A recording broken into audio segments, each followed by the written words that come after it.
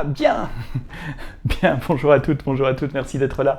On est vendredi après-midi, il est 4 heures, heure de Paris et d'Europe, et ça devient notre rendez-vous régulier, un quiz de certification AWS.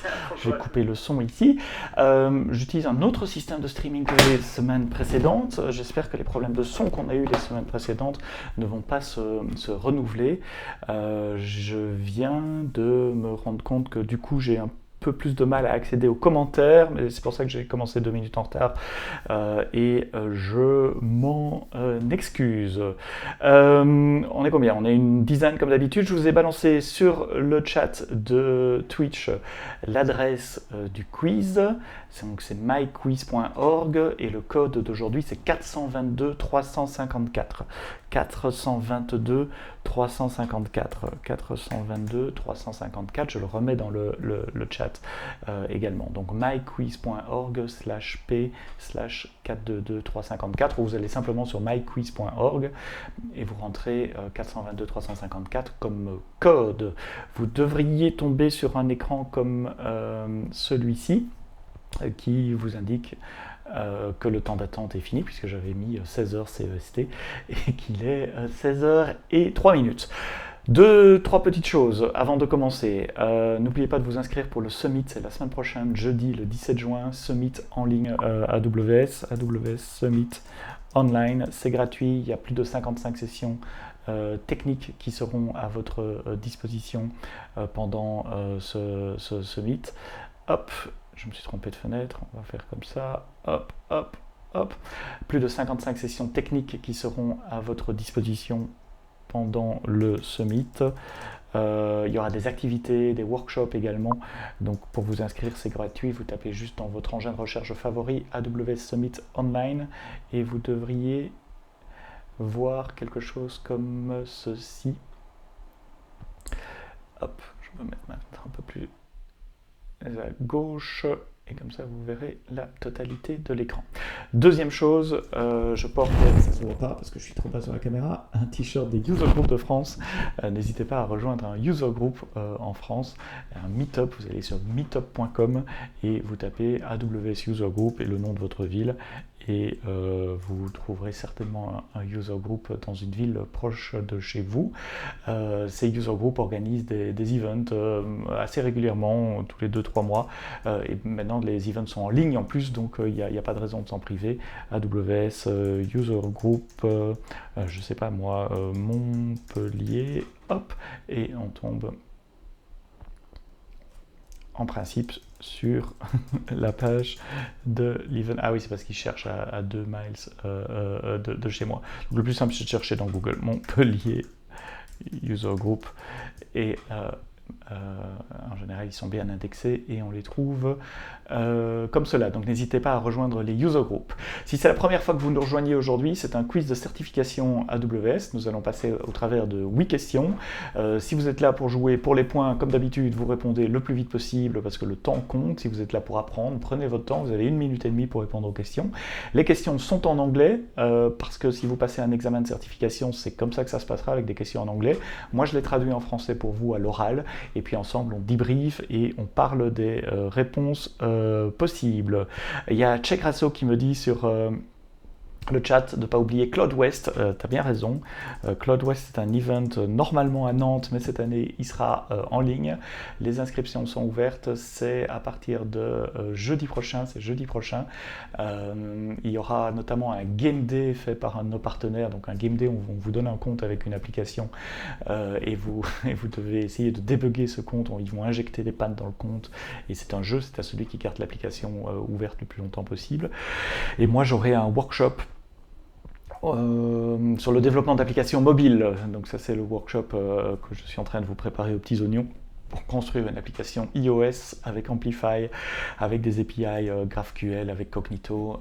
J'aurai un talk le matin également qui parlera de disponibilité d'applications, des design patterns que vous pouvez appliquer dans vos applications pour augmenter la disponibilité de vos applications. Et puis honnêtement, j'ai regardé l'agenda et ça m'ennuie un peu que je sois speaker parce que je ne pourrais pas assister aux autres sessions. Enfin si, je pourrais y accéder parce qu'elles seront toutes en replay après, mais il y a un super agenda pour CloudWest avec plusieurs salles, 5 salles je crois, de conférences virtuelles avec des retours d'expérience, des quickies, des workshops, j'en ai parlé, et pas que des workshops AWS d'ailleurs, il y aura des workshops Azure et GCP. Donc n'hésitez pas, si vous êtes libre jeudi prochain, c'est le 18, de vous inscrire pour CloudWest. Voilà, désolé pour toutes ces petites annonces de services et de la promo pour des événements à venir. Je crois que j'ai assez parlé, allons-y, on va lancer le quiz.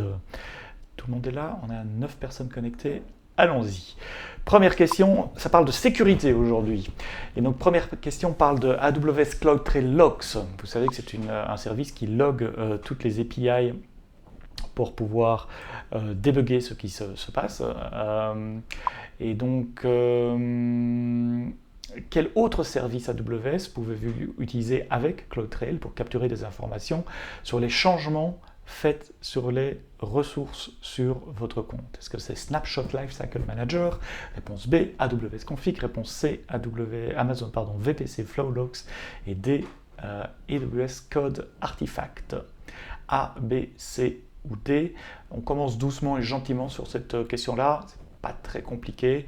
On devrait arriver à éliminer les mauvaises réponses assez facilement, même si on ne connaît pas quelle est la bonne réponse. C'est une caractéristique du quiz d'aujourd'hui. Il y a pas mal de questions où, même si on ne connaît pas la bonne réponse, en réfléchissant un peu, en éliminant les mauvaises réponses, on doit pouvoir arriver à caler la bonne réponse. Donc, c'est 8 questions qui parlent de sécurité.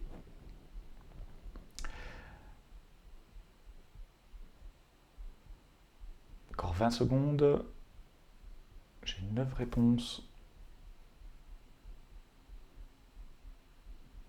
Je pense que tout le monde a répondu. Donc CloudTrail Log, activez CloudTrail si ce n'est pas encore fait sur votre compte.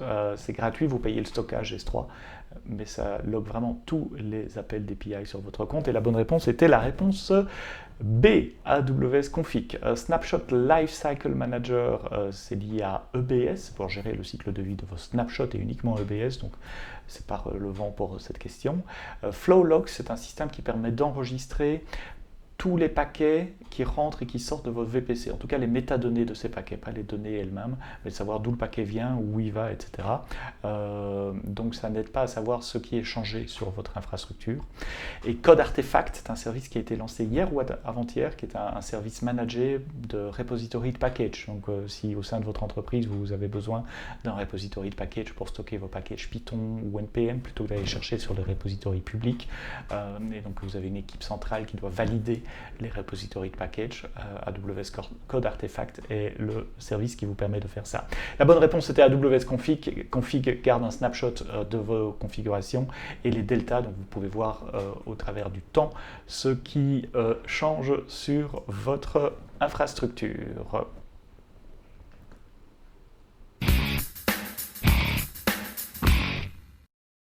Notre société a besoin ou veut que toutes les données envoyées à un stockage externe soient chiffrées avant d'être envoyées. Before being sent, c'est important dans la question, avant d'être envoyées.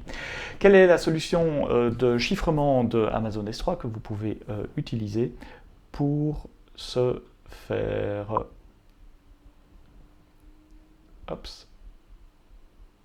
On va mettre les questions un peu en plus grand sur l'écran.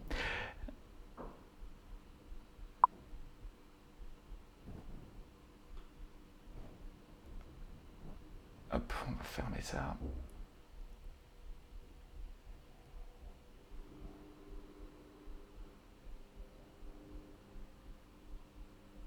Voilà, comme ça vous avez les questions plus grandes sur l'écran. Est-ce que la réponse A, Server-Side Encryption avec des clés gérées par AWS, SSE S3. B, Server-Side Encryption avec des clés fournies par le client, SSE C. Client-Side Encryption, c'est la réponse C avec des clés gérées par le client. Et réponse D, Server-Side Encryption avec des clés gérées par KMS. Ça, c'est typiquement une question qui est très facile si on la lit bien. Pourquoi? Parce que dans la question, on dit qu'il faut que toutes les données soient chiffrées avant d'être envoyées au service. Et donc ça élimine toutes les réponses qui parlent de server-side encryption.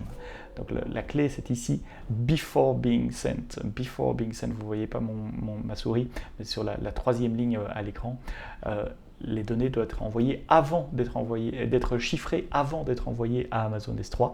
Et donc ça élimine toutes les server-side encryption parce que, comme le nom l'indique, server-side c'est chiffré sur le serveur, donc après que les données aient été reçues par S3. Donc la seule solution logique c'était client-side encryption. Alors est-ce qu'on le fait avec des customer managed keys ou est-ce qu'il y a mieux? Ça c'est un débat, mais ici de toute façon il n'y a pas de possibilité de choisir une autre réponse puisque toutes les autres sont server-side encryption. Maintenant si vous faites du client-side encryption, soit vous gérez vos clés vous-même, soit vous utilisez AWS KMS, Key Management Service, pour gérer les clés. Ça serait probablement une meilleure réponse que l'AC, mais dans tous les cas, il fallait du client-side encryption pour cette question-là. Bravo à Simon, Olivier du 59 qui sont en tête pour le moment après deux questions.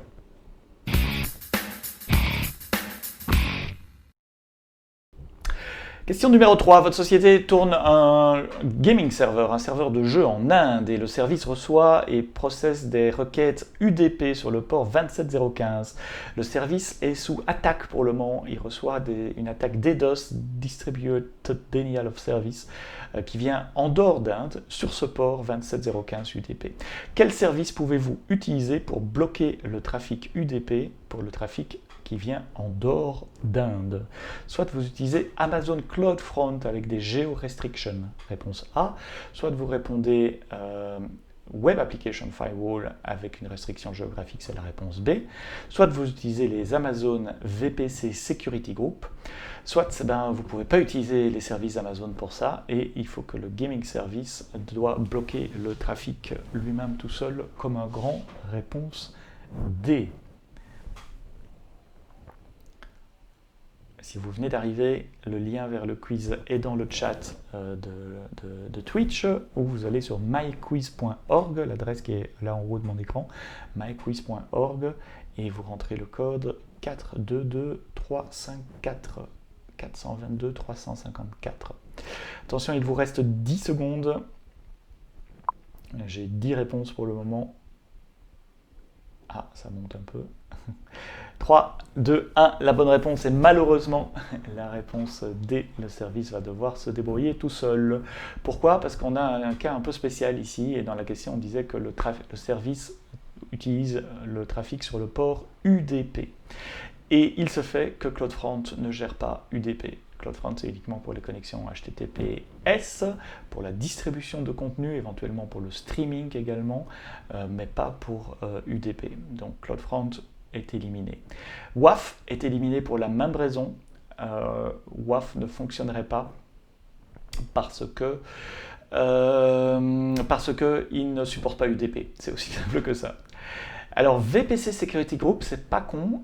Effectivement, au niveau du VPC Security Group, on pourrait bloquer du trafic UDP rentrant, mais s'il vient d'une ou deux adresses IP, s'il vient vraiment d'une distribution et qu'on veut plutôt bloquer sur la géographie, la géolocalisation des adresses IP, VPC Security Group ne permet pas de le faire. Et donc, voilà, il ne restait qu'une seule solution, malheureusement, ce n'est pas nécessairement celle que vous avez envie d'entendre, mais si vous êtes soumis à ce genre d'attaque UDP et que vous voulez faire du blocage basé sur la restriction des adresses IP, eh bien, vous ne pourrez pas pour le faire. Et puis Simon nous rajoute aussi, c'est vrai que les security groups, c'est uniquement pour autoriser du trafic, pas pour bloquer du trafic. Il faudrait plutôt utiliser les NACL, les Network Access Control List, pour bloquer du trafic. Là, vous avez des expressions de type deny, tandis que dans les security groups, c'est deny par défaut. Donc oui, c'était une autre raison d'éliminer cette réponse C. Bien vu, Simon. Question numéro 3. Dans quelques secondes, question numéro 4. Nous serons déjà à la moitié de ce jeu. Ça passe vite.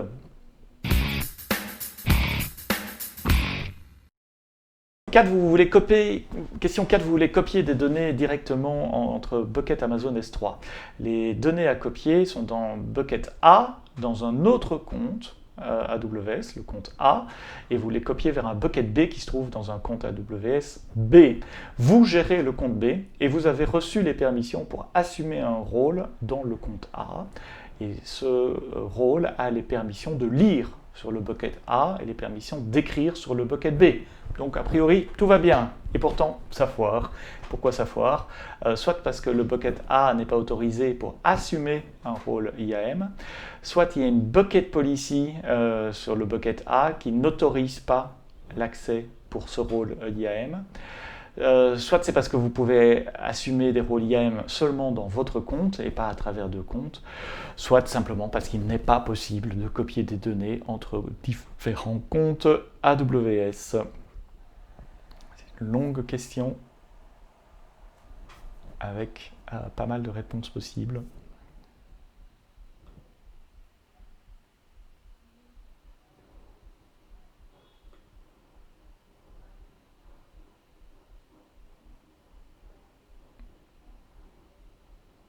Je vous laisse réfléchir. Donc ici, on est dans un scénario multi-compte et on doit copier des données S3 d'un compte à l'autre. Et la bonne réponse est tadam, la réponse B. Bravo à la moitié d'entre vous, seulement la moitié d'entre vous qui ont bien répondu à la question. Alors là, il va quand même falloir prendre un peu de temps pour expliquer tout ça. La réponse A est incorrecte parce que un rôle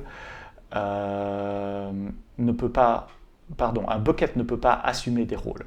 Donc il n'y a pas moyen de dire un bucket tu assumes un rôle, donc la réponse A est invalide.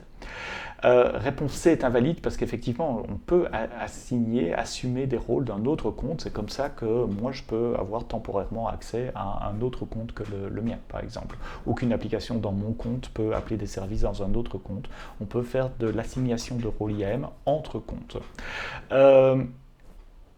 Réponse D est invalide également, ça serait dommage qu'il ne soit pas possible de copier des données entre comptes AWS, parce que la plupart des grandes entreprises ont des dizaines de comptes AWS et c'est normal de copier des données, pensez à des backups notamment, ou des applications qui fonctionnent dans des comptes distincts. Et donc il restait que la réponse B, Bucket Policy sur Bucket A n'autorise pas l'écriture pour le rôle. En fait, quand je viens sur le compte A pour écrire dans le Bucket A et que je viens du compte B, la personne ou l'application du compte B assume un rôle. Et donc, il faut que les rôles au niveau IAM soient correctement configurés pour que l'assumption des rôles, que le rôle B puisse assumer le rôle A. Ça, c'est première chose. Dans le rôle A, il faut évidemment autoriser l'accès en écriture au bucket en question. Ça, c'est la deuxième chose. Mais ça ne suffit pas. Il faut aussi que le resource owner, celui qui possède le bucket, dise « j'autorise ce rôle IAM à écrire sur mon bucket ». Trois choses. Okay, donc je répète les trois choses. 1, il faut un rôle. 2, il faut que le rôle autorise d'écrire sur le bucket, mais il faut aussi que le propriétaire de la ressource, c'est-à-dire celui qui gère le bucket S3, ça pourrait être un autre département par exemple, autorise l'écriture pour les gens ou les applications qui ont assumé ce rôle-là. Donc il y a vraiment 3 points de contrôle au niveau IAM, et c'est pour ça que la réponse B est la bonne réponse. N'hésitez pas si vous avez des questions à les mettre sur le chat de Twitch, sinon on passe à la question suivante.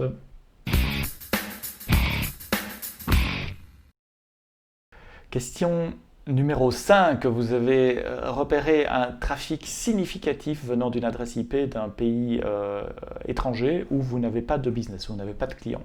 Après avoir investigué, vous vous rendez compte que la source de ce trafic est en fait en train de scanner des ports sur vos instances Amazon EC2.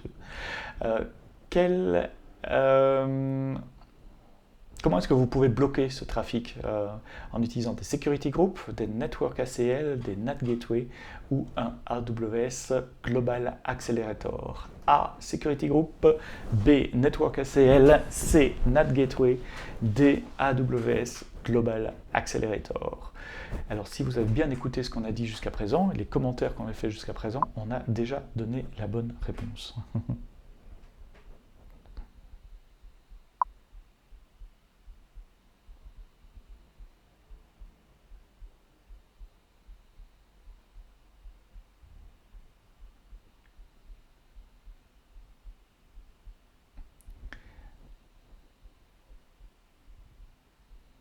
« 10 réponses déjà reçues, il reste 15 secondes.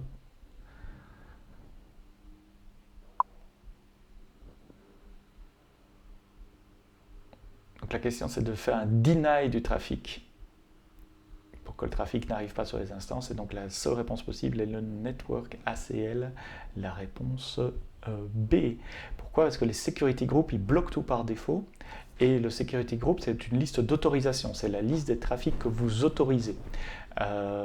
Si vous voulez bloquer certaines adresses IP ou certains ports sources, le seul moyen de le faire, c'est au niveau des networks ACL, où là, c'est l'inverse. Rien n'est autorisé par défaut, et puis il y a des autorisations progressives qui autorisent le trafic à rentrer. Donc en général, vous n'avez pas associé du network ACL, il laisse passer le trafic. Mais si vous voulez bloquer quelque chose, c'est au niveau des networks ACL qu'il faut le faire. NAT Gateway n'était évidemment pas la bonne réponse, puisque la NAT Gateway, c'est un routeur qui fait du Network Address Translation, comme votre box Internet à la maison.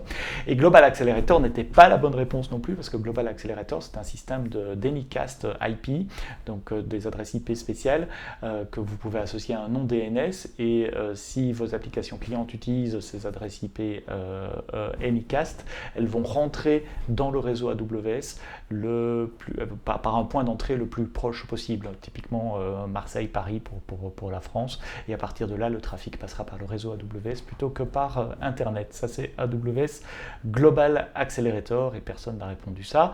18 points sur les scores. Simon à 29, Olivier 26, Electic Man, j'allais dire éclectique, Electic Man 21, Linis 20, Duf 59, 18 points. Il reste 3 questions avant la dernière.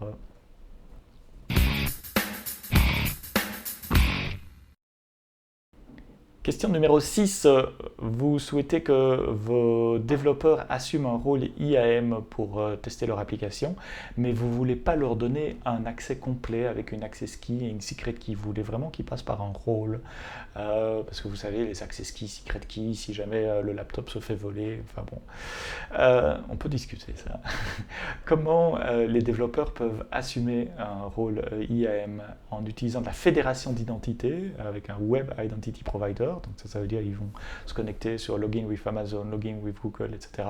Et en échange du token Google, Amazon ou Facebook, par exemple, ils reçoivent accès à un rôle.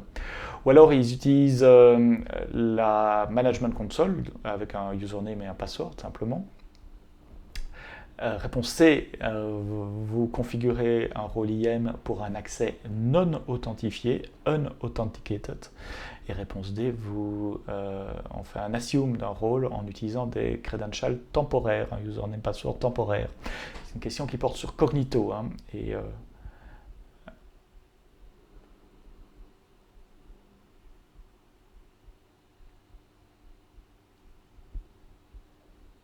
Amazon Cognito, un service managé de user pool et un service managé de fédération d'identité. Ah, tout le monde ne répond pas. Oups, tout juste quelques dernières réponses. Ouais, Federated using Web Identity Provider. Alors, c'est la moins mauvaise réponse. En tout cas, c'est la seule qui est techniquement incorrecte. Les autres sont techniquement incorrects. Donc, il n'y a pas de discussion possible que c'est la bonne réponse. Maintenant, ce n'est pas nécessairement la meilleure solution pour donner un accès temporaire à des développeurs. Donc, Federated using Web Identity Provider, ça utilise Amazon Cognito Federated Identities, où l'idée, c'est n'importe quel utilisateur, que ce soit un utilisateur d'application ou un utilisateur comme un développeur, va s'authentifier ailleurs, Amazon, Retail, Facebook, Google ou n'importe quoi qui parle SAML ou OIDC, OpenID Connect.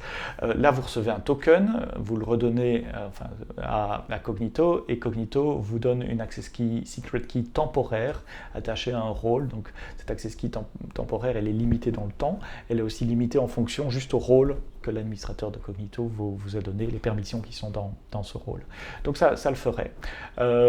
Maintenant, pourquoi ne pas leur autoriser un rôle depuis leur compte AWS? Ils ont un compte AWS à eux et ils font un single sign-on entre les deux comptes, par exemple. Ce serait un peu plus élégant que de devoir aller s'authentifier sur Google, Facebook pour travailler.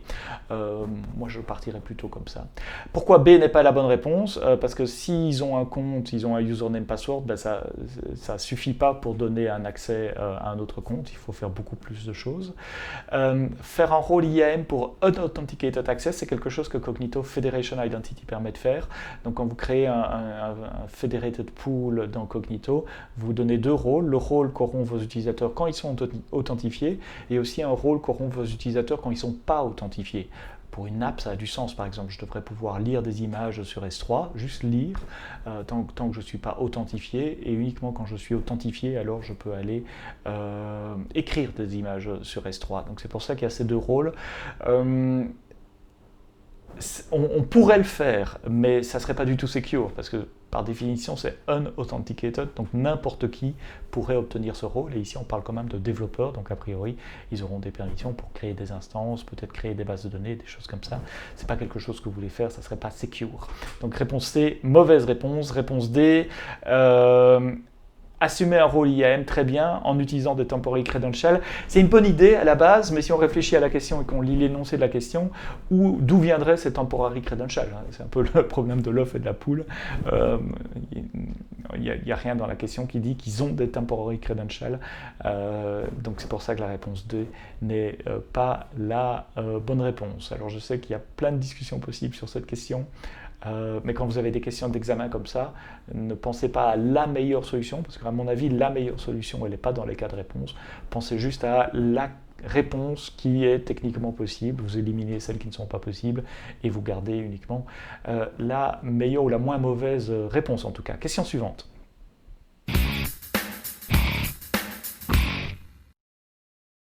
C'est la question numéro 7, facile. Comment vous pouvez faire un backup des données qui sont stockées dans Amazon Elastic Cache? Elastic Cache avec Redis, puisque vous savez qu'on a Elastic Cache, Redis et Memcache. Réponse A, vous créez une Amazon Machine Image du cluster. Réponse B, vous créez un snapshot à la main. Réponse C, vous exportez toutes les paires de clés valeurs sur DynamoDB. Ou réponse D, les clusters Redis ne peuvent pas être backupés. Ah. Petite question très courte à lire, réponse relativement facile. Réfléchissez, c'est quoi une Amazon Machine Image? Est-ce que ça s'applique à Elastic Cache? Est-ce que ça a du sens d'exporter toutes les clés valeurs vers Amazon DynamoDB? Est-ce qu'on pourrait vraiment proposer à des clients de démarrer des clusters Elastic Cache avec Redis mais n'avoir aucune solution de backup? Donc c'est le genre de raisonnement qu'il faut tenir quand on se retrouve dans des questions. Donc même si on ne connaît pas la réponse, en raisonnant un peu, en réfléchissant un peu, on arrive à éliminer les réponses les plus absurdes ou les plus improbables. Là, je vous ai beaucoup aidé. J'espère que tout le monde aura la bonne réponse. Parce que si vous écoutez ce que je dis, vous devriez avoir la bonne réponse. Allez, 5, 4, 3, 2, 1, la bonne réponse est la réponse B. Ce n'est pas la réponse A, parce que les Amazon Machine Image, ça s'applique uniquement aux instances Amazon EC2. Donc c'est quand vous tournez vos machines virtuelles dans le cloud. Là, vous pouvez faire une Amazon Machine Image, c'est une copie binaire, bloc par bloc, du disque dur ou des disques durs de votre machine. Et donc ça sert à recréer des nouvelles machines pour du disaster recovery, par exemple, ou à distribuer des applications. Vous pouvez installer votre application sous forme DMI également. Exporter tout dans DynamoDB, ça serait beaucoup de travail pour rien. Techniquement, c'est faisable, mais il n'y a plus d'intérêt à utiliser Redis. Alors, si on doit quand même tout mettre dans DynamoDB, peut-être autant aller directement dans DynamoDB. La réponse D serait catastrophique aussi. On ne peut pas faire de backup, donc personne n'a répondu ça. Donc, la bonne réponse est la réponse B.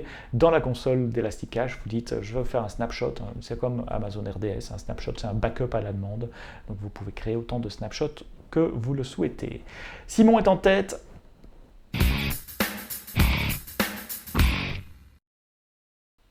Suivi par Olivier et Linis. Dernière question, 8e question pour aujourd'hui. On parle d'Elastic Load Balancing. Quelle option d'Elastic Load Balancing peut s'assurer que le choix de l'algorithme de chiffrement est décidé par le load balancer? Donc, quelle option dans Elastic Load Balancing vous pouvez sélectionner pour que le choix de l'algorithme de chiffrement soit sélectionné par le load balancer? Réponse A, Client Server Cipher Suite. B, Server Cipher Suite Only. C, First Server Cipher. D, Server Order Preference. Alors là, si vous n'avez jamais vu l'écran qui permet sur un ELB de configurer SSL, Comment vous faites devant ce genre de questions? Vous éliminez d'abord les questions aux réponses les plus stupides. Il y en a une clairement ici. J'attends un peu pour laisser quand même du suspense, mais là on parle ici, la question porte sur le serveur doit choisir quel algorithme de chiffrement utiliser. Donc la réponse A, Client Server Cipher Suite, n'a pas beaucoup de sens. Donc il vous reste Server Cipher Suite Only, First Server Cipher ou Server Order Preference. Et là, honnêtement, si vous n'avez jamais vu ça, vous le faites au hasard. Il n'y a pas beaucoup d'autres solutions. Il faut savoir que la réponse B et C n'existe pas. Server Cipher Only, First Server Cipher, je ne vais pas vérifier, mais je ne pense pas que ça s'appelle comme ça. En revanche, il y a une option qui s'appelle Server Order Preference. Et ça veut dire quoi, Server Order Preference? Là, je vais quand même expliquer un tout petit peu comment marche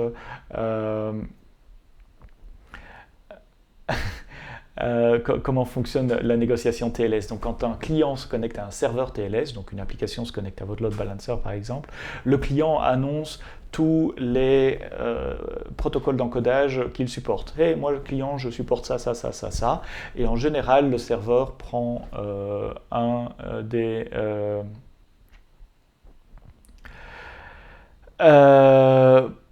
prend le premier proposé par le client. Donc c'est le client qui propose et le serveur dit je prends le premier. L'explication est ici un peu dans le texte. En revanche, quand on choisit Server Order Preference, qu'est-ce que ça fait? Ça veut dire que le load balancer choisit par préférence les ciphers qui sont dans sa liste à lui et pas ceux qui sont proposés par le client. Donc je répète ça, pendant une négociation TLS normale, le client et le load balancer présentent tous les deux une liste des protocoles de chiffrement qu'ils supportent chacun dans n'importe quel ordre de préférence, et par défaut, c'est le premier algorithme dans la liste de clients qui colle avec un de ceux proposés par le load balancer qui sera choisi. Quand on choisit Server Order Preference, et bien là, le load balancer choisit le premier algorithme dans la liste du client, the first cipher in its list, that is in the client list. Oui, donc c'est ça. Le Server Order Preference, ça veut dire je vais prendre le premier dans ma liste, moi, load balancer, qui colle celui du client.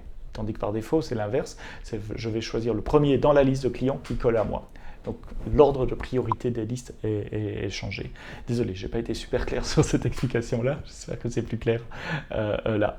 Ce que Simon disait, c'est vrai qu'en 90 secondes, on a le temps de chercher la bonne réponse sur Internet. C'est vrai pour les quiz uniquement, et uniquement pour les quiz. Si vous êtes dans une salle d'examen, ou même un examen à distance, on vérifie que vous ne puissiez pas bachoter, que vous ne puissiez pas aller chercher les réponses sur Internet. Et c'est dommage de devoir tout apprendre par cœur. Ouais, cette question-là, elle est très dure, mais n'oubliez pas non plus que les scores que vous devez faire pour réussir l'examen, c'est pas 100%, c'est loin de là. Alors on ne publie pas les scores exacts, mais ça tourne en fonction des examens dans les 75% environ. Donc si une question comme celle-là est trop dure, voilà, c'est pas grave, on la perd, ça fait un point de perdu et vous pouvez vous permettre de perdre quelques points et de quand même réussir l'examen. Sur le badge qu'on vous donne quand l'examen est réussi, on ne dit pas combien de points vous avez eu, donc ce qui est important, c'est que vous ayez réussi l'examen. Bravo aux gagnants d'aujourd'hui, bravo à tous ceux qui ont participé, je vois que vous déconnectez déjà.